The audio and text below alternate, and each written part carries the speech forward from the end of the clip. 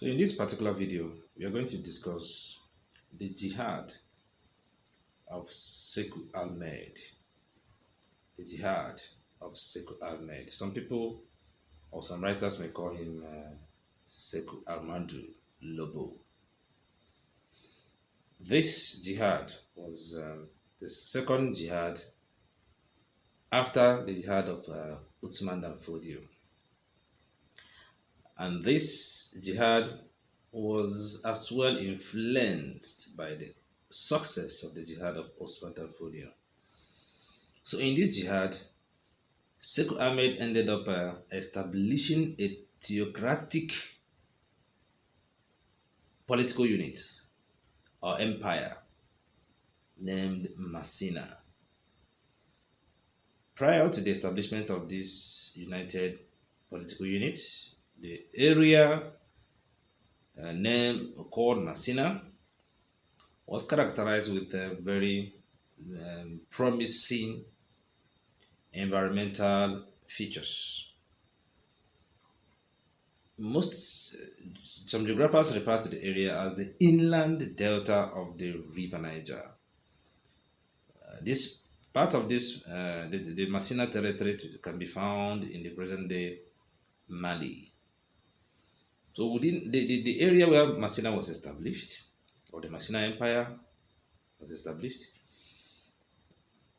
was characterized with very fertile ground because of the existence of a large volume of fresh water from the river Niger. Basically, that Masina area, the Masina area, happened to be the place where the river Niger broke into many channels. The river Niger broke into many channels, creating a lot of branches. So the area was characterized with fertile ground, which was very suitable for agricultural practices.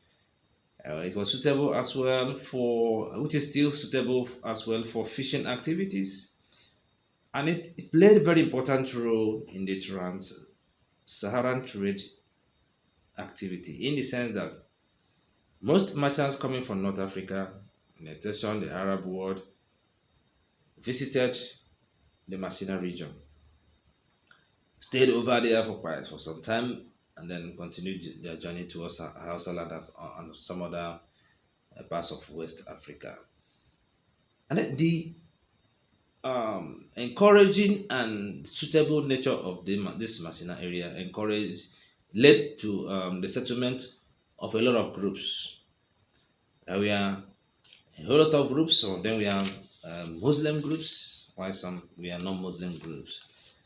Some of them we are the Fulani or the Fube. There was also the Bambara. There were also the Alma. There were also some nomadic groups like the Berbers. There were as well the Tuaregs. Then there were the Dulas, the Mandes speaking groups, like the Maraka, and a very fishing group of people, the Bozo. So the suitable nature of this area made a lot of groups to start settling there.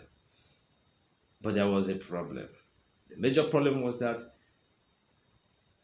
the distinct settlement or groups could not encourage a united Masina or united political structure within that area.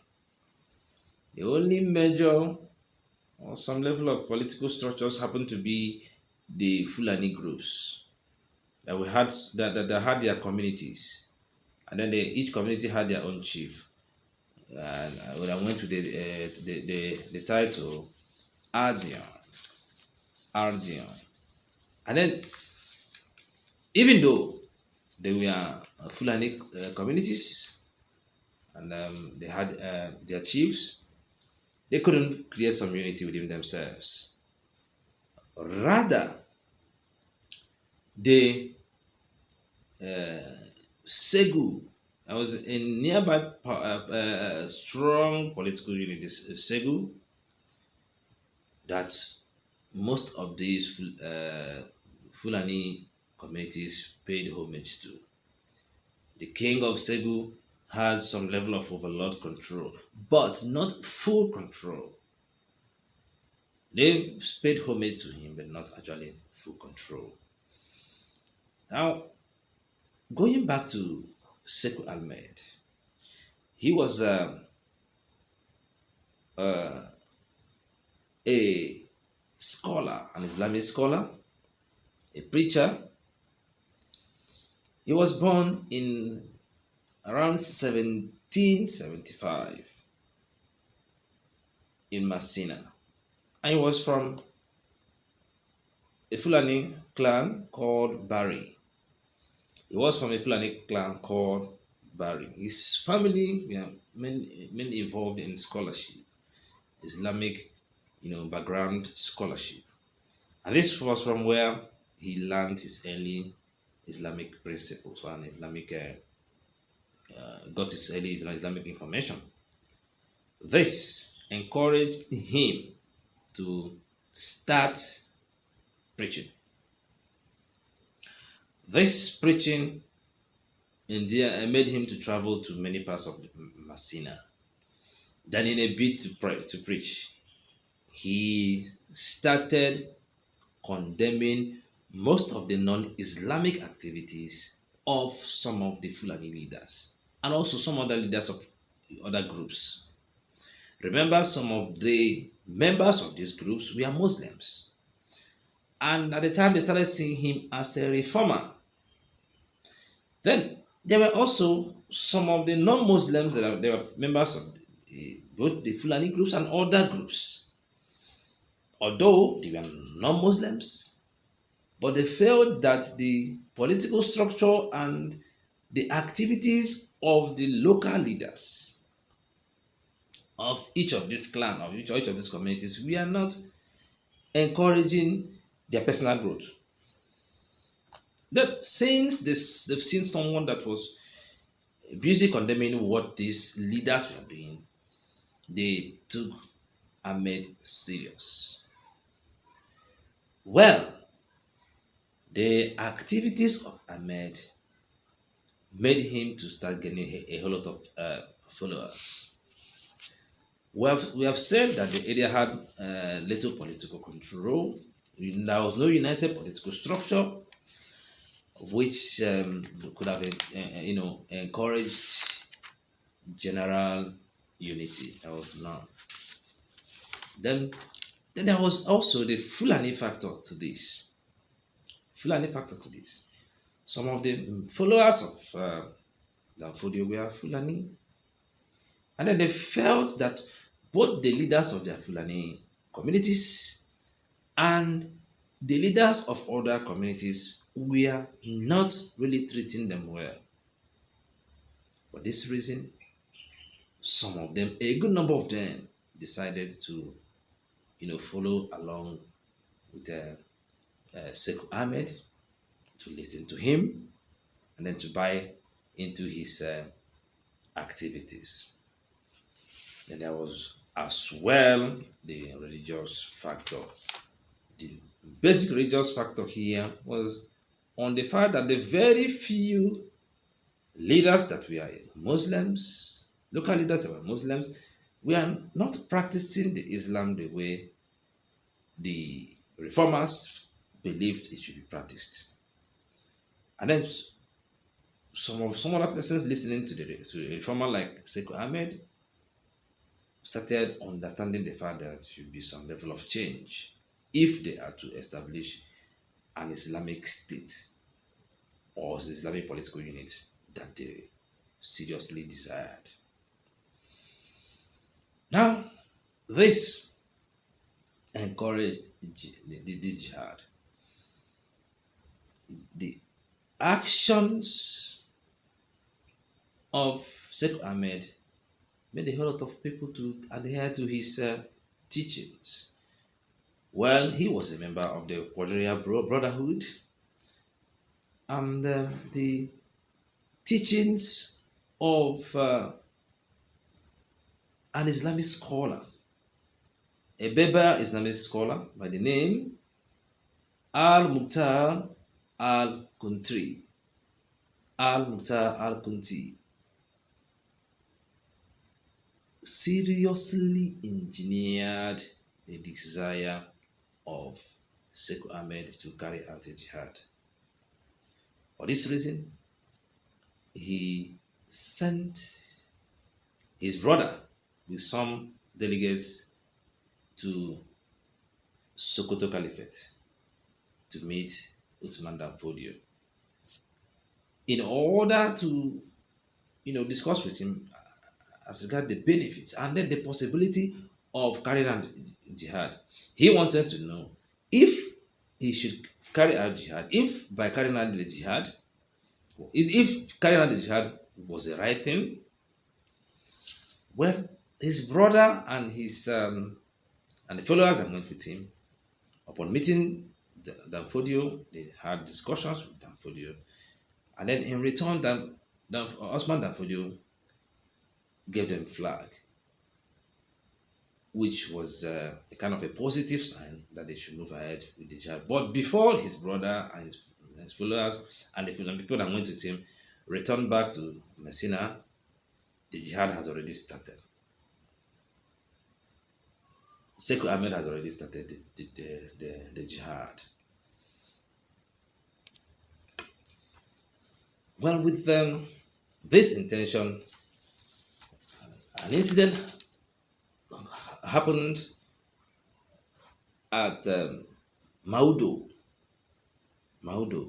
There was an issue between the followers of Seku Ahmed and the followers of one of the Ardors. In that incident, the Ardor of Maudo, in that incident, Ardor Gidado was killed by the followers of Seku Ahmed.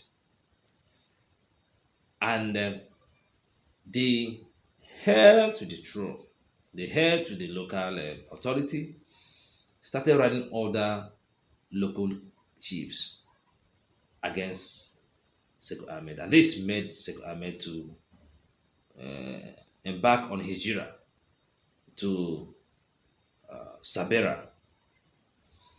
While in Sabera, he started encouraging his followers to arm themselves and prepare for jihad.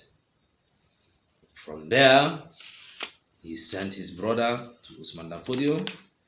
Before his brother and the delegates that went with him returned back to Masina, they have already started the jihad. They started taking one community or from another. One of them happened to be Jena. The success of their jihad even encouraged some other communities to pledge loyalty to Seku Ahmed without a fight. But he used one other method that worked out for him. He started inviting some of these local kings instead of engaging them in a war situation. He started inviting some of them, and then some of them decided to key along with this reformation and his activities, and this boosted the success of his jihad. Now the jihad as well helped in checking the excesses against the Fulani, and then some of this Fulani decided to key into his activities. With the success of the jihad, Seku Ahmed was able to establish a theocratic state of Masina based on Islamic principles, Islamic political system, making himself the leader. So it was the quest for reformation, unification, and Islamization, or reformation of sound Islamic principles that encourage Seku Ahmed's activities and also encourage people that played role in the success of his jihad. So I have to stop this particular video discussion here. Please subscribe to our channel and click on the notification icon so that if we drop any video or any discussion, you will always be notified. If we seek support in any way that will help us to get some logistics that will encourage better production of African history content. We also intend to widen up the scope of production of content in African history, going into some other areas like physical history, or what someone may call, where the archaeological part of it, physical history, materials in the history of Africa. We also intend to create podcast platform whereby we bring young and vibrant historians and people that love history to come up with a better presentation and projection of African history. In the long run, we intend to create a journal, an online journal, and also an offline journal, and we will be needing contributors. But we need support. The financial base of this for this might actually be high, and the little I am doing on my small capacity is not actually much. If there's any way you can render or help us towards this, please contact us. I will be putting up my email, and then or some other contacts, or you can send message to us or inbox. We appreciate it. Let us help to present African history in a better way that will project better understanding of Africa in every ramification. Thank you for being there with us.